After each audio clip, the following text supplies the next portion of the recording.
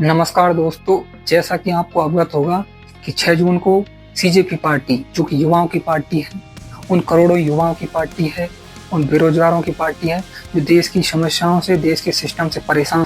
इन सभी को 6 जून को प्रोटेस्ट के लिए आह्वान किया गया है, जो कि एक शांतिपूर्ण आंदोलन रहेगा, जिसमें मेन डिमांड हमारी शिक्षा मंत्री धर्मेंद्र प्रधान की इस्तीफे की रहेगी। इसमें कुछ प्रतिष्ठित हस्तियां भी हिस्सा लेने जा रही हैं, जिनमें मैन सोनम वांगचुक रहेंगे उपस्थित।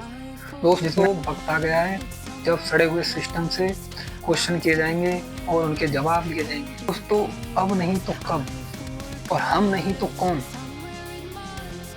परिवर्तन करेगा देश में। आप और हम इस देश को ऐसे बर्बाद होते हुए नहीं देख सकते। एक मृत आदमी की भांति, जिस प्रकार एक सैयां लेटा हुआ मृत आदमी सिर्फ समस्याओं को देख सकता है, कुछ कर नहीं सकता, उसकी भांति हमको नहीं रहना। हमको एक जिंदा आदमी बनकर जीना है देश में। समस्याओं को उठाना है, आवाज उठानी है, न कि मुर्दा पड़े रहना है, सिर्फ समस्याओं को देखते रहना है। क्योंकि हमारी भी कुछ नैतिक जिम्मेदारी है देश के प्रति, हमारे देश के शहीदों के प्रति जिम्मेदारी है, क्योंकि जिन्होंने इस देश का फ्यूचर जैसा देखा था वैसा बिल्कुल नहीं है। आज देश को तोड़ने की साजिशें की जा रही हैं, देश में सांप्रदायिक दंगा फैलाने की कोशिश की जा रही है कुछ स्वार्थी नेताओं के द्वारा, जो कि वोट तो खुद जीत जाते हैं लेकिन देश हार रहा है। आज सांप्रदायिकता के आधार पर राजनीति की जा रही है, जो कि एक देशद्रोह से कम नहीं। आज राजनीति पर और आपराधिक किस्म के लोग घुस गए हैं, जिससे हमारा देश काफ़ी परेशान है। इस व्यवस्था को बदलने के लिए कुछ आवाज़ उठाने की जरूरत है, और इसको बदलने में युवा अपना अहम योगदान दे सकता है, जो कि तंग से बहुत परेशान है। आप ही सोचो जरा, क्या हमारे देश के स्वतंत्रता सेनानियों और उन हजार शहीदों ने इन अनपढ़ और देशद्रोह नेताओं के लिए संघर्ष किया, शहीदी दी थी? क्या इन स्वार्थी लोगों के लिए जान दी थी, जो कि सिर्फ अपने स्वार्थ को साधने में लगे हुए हैं, अपनी जीत की खातिर लोगों को लड़ाते हैं, लोगों को आपस में ही दुश्मन बनाते हैं और देश को तोड़ने की साजिश कर रहे हैं? क्या इन नेताओं के लिए और इनकी ऐशो आराम के लिए क्या उन्होंने इतना संघर्ष किया था? नहीं मेरे दोस्तों, उन्होंने तो उन तमाम किसान वर्ग और मजदूर वर्ग और उन परेशान लोगों के लिए संघर्ष किया था, जो कि आज भी उसी स्थिति में अपना जीवन व्यतीत करने के लिए मजबूर हैं। और इसके जिम्मेदार सिर्फ हमारे स्वार्थी नेता हैं, जो कि अनपढ़ और क्रिमिनल अपराधी किस्म के लोग हैं। ये सिर्फ एक चीज़ जानते हैं, धर्म और जाति के नाम पर लोगों को लड़ाना। इसके अलावा इन पर विकास का कुछ काम नहीं आता। ये एजुकेशन सिस्टम आज हमारा इतना कोलैप्स कर गया है, हर दिन आए दिन परीक्षा लीकों पर लीक हो रही है। मतलब इन्हीं नेताओं के द्वारा पेपर लीक करवाए जा रहे हैं चंद रुपयों की खातिर। ये देश को नहीं संभाल सकते दोस्तों। आंदोलन की हमारी मेन डिमांड है वो है शिक्षा मंत्री धर्मेंद्र प्रधान का इस्तीफा, ताकि कुछ लोगों को जिम्मेदारियों का एहसास हो और व्यवस्था को सुधारने के लिए इन तमाम मुद्दों को ध्यान में रखते हुए आज हमें इस आंदोलन को सफल बनाने की जरूरत है, जो कि 6 जून को दिल्ली में होने जा रहा है।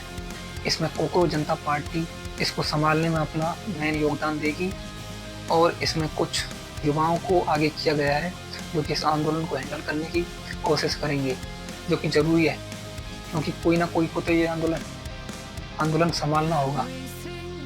तो कहा भी गया है कि जिस ओर जवानी चलती है उस ओर जमाना चलता है। तो युवा ही परिवर्तन ला सकते हैं और किसी से उम्मीद नहीं की जा सकती, क्योंकि युवा ही इस देश का फ्यूचर है।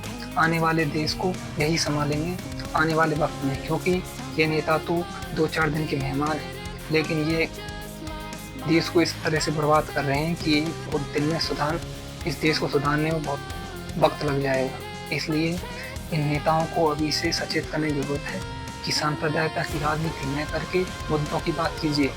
उस एजुकेशन सिस्टम इतना बेकार हो चुका है, जो कि युवा पीढ़ी को बर्बाद कर रहा है, उसको सुधारने की जरूरत है। और हमारा मेडिकल फील्ड ले लो, चाहे कोई सा भी इंफ्रास्ट्रक्चर ले लो, सभी में विकास नहीं हुआ है, सिर्फ और सिर्फ घोटाले हुए हैं, सिर्फ और सिर्फ भ्रष्टाचार हुआ है। उन तमाम मुद्दों को ध्यान में रखते हुए दोस्तों, हमें इस आंदोलन को सफल बनाने की बहुत ज़रूरत है, क्योंकि आज नहीं तो कब और हम नहीं तो कौन।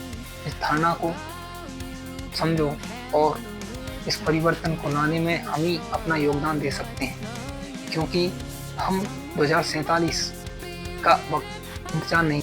अगर आज परिवर्तन हो जाएगा तो उसका फायदा हम भी उठा पाएंगे और आने वाली पीढ़ियाँ भी।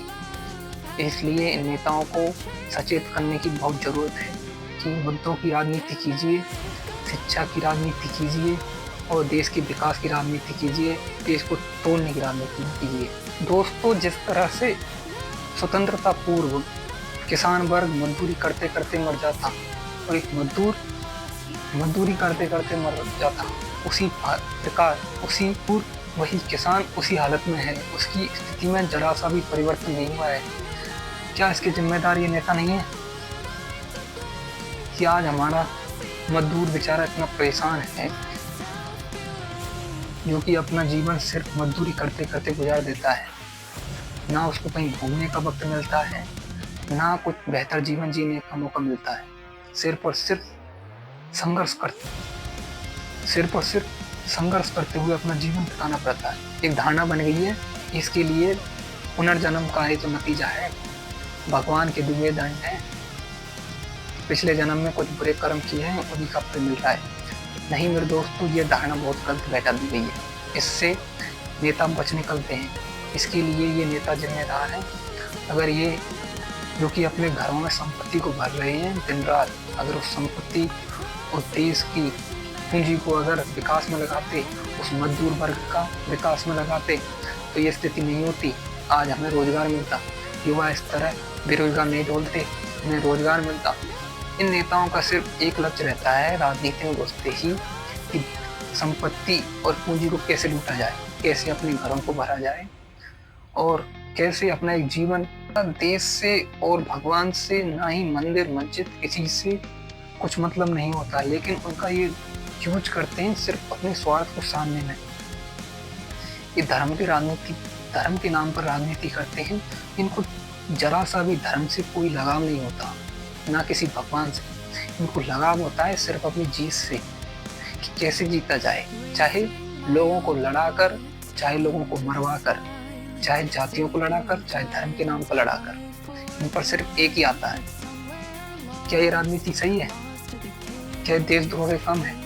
जो कि ये तमाम लोगों पर आरोप लगाते हैं कि ये देशद्रोही हैं। हम स्टूडेंट आवाज़ उठाते हैं तो देशद्रोही, मजदूर आवाज़ उठाते हैं तो देशद्रोही। अगर कुछ पढ़े लिखे नौजवान या पढ़े लिखी हस्तियां भी कुछ आवाज़ उठाती हैं किसी व्यवस्था के खिलाफ, उस पर भी टैग लगा दिया जाता है देशद्रोह का। असली गद्दार और देशद्रोही तो ये हैं जो देश को सांप्रदायिक हिंसा में धकेलना चाह रहे हैं, देश को तोड़ना चाह रहे हैं, दंगे करवाते हैं रोज अपनी जीत के लिए, जाति और धर्म के नाम पर लड़ाते हैं लोगों को, हमेशा एक दूसरे को डराते हैं। हिंदू को कहते हैं कि मुसलमानों से बह और मुसलमानों से कहते हैं हिंदुओं से बह। आपस में सिर्फ डराने का काम है, किसी को नहीं है किसी से। अगर देश को बह है तो इन तमाम गद्दार नेताओं से है, इन देशद्रोही नेताओं से है जो सिर्फ अपने स्वार्थ को साधने में लगे हुए हैं, देश की संपत्ति को लूट रहे हैं, अपने घरों को भरने में लगे हुए हैं। देश को तो इन गद्दारों से खतरा है। दोस्तों, ये बहुत जरूरी है समझने की कि ये तमाम लोगों पर गद्दार और देशद्रोह का टैग लगाते हैं, लेकिन गद्दार असली तो ये हैं।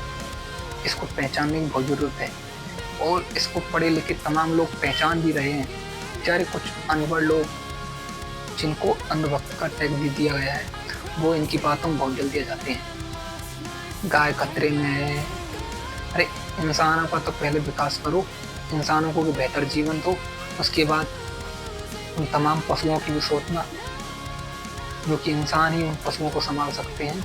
तो इंसान खुद ही अपने को संभाल नहीं पा रहा है तो उन पशुओं के कैसे संभालेगा। कभी कहते हैं 14 वर्ष के बाद गाय को काट सकते हैं, कभी कहते हैं कि घर में काट सकते हैं। ये किसमें तुमको ना गाय से लगाव है, ना किसी हिंदू धर्म से लगाव है तो सिर्फ अपने लग्जरी जीवन से और अपने जीवन को बेहतर बनाने के लिए कैसे क्या किया जाए, ना को मरवा दिया जाए, चाहे आम लोगों को आपस में जाति धर्म के नाम पर लड़ा दिया जाए।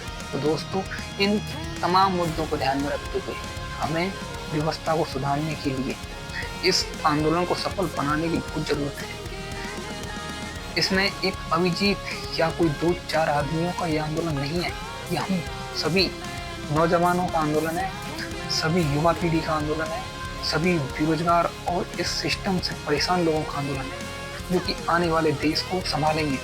क्योंकि ये अनपढ़ गंवार बुड्ढे कोई अपराधी किसको मिलता तो 2-4 दिन के मेहमान है, ये तो मर जाएंगे। लेकिन आने वाला वक्त अगर खराब होगा तो उसको हम ही भुगतेंगे।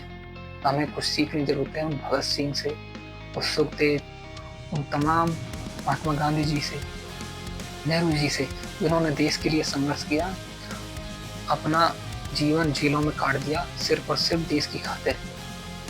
क्या हम 2-4 लाठी नहीं खा सकते इस सिस्टम को सुधारने के लिए? हम एक दिन जेल में जाने डरते हैं, अगर वो भी डर जाते तो क्या देश आज़ाद हो पाता? नहीं दोस्तों, चाहे मोदी, योगी, ये सभी तो चले जाएंगे, लेकिन देश तो हमको आपको ही संभालना है, युवाओं को ही संभालना है।